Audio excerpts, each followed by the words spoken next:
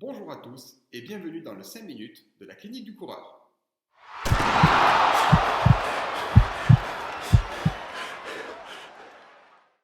Nous sommes actuellement pour beaucoup confrontés au confinement ou du moins une baisse générale d'activité.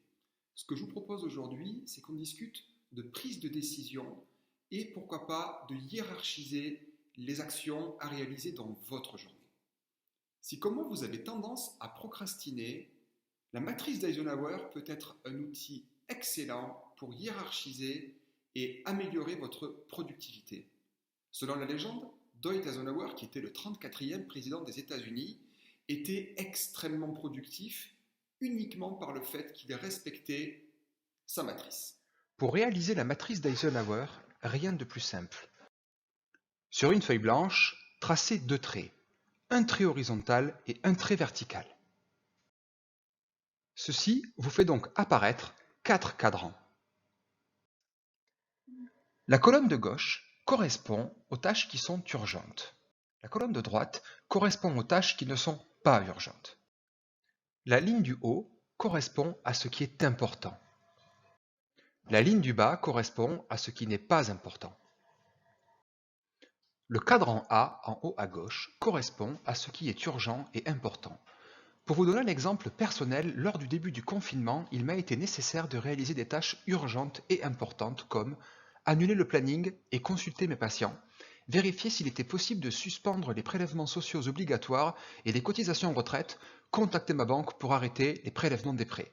J'ai réalisé ces tâches en priorité, il n'y avait que moi pour les faire et je les ai donc traitées en premier. Dans le cadran B, en haut à droite, placez les tâches à accomplir qui sont importantes mais pas urgentes. Celles-ci sont importantes pour vous et sont à réaliser moins rapidement ou à planifier, d'un point de vue perso ou professionnel. Et c'est ce cadran-là qui détermine en partie vos projets qui vous tiennent à cœur, comme aller vous entraîner, lire un livre qu'on vous a conseillé, faire les courses, ce qui est important, période de confinement mais pas urgent. Pensez à amener la voiture chez le garagiste pour faire la révision.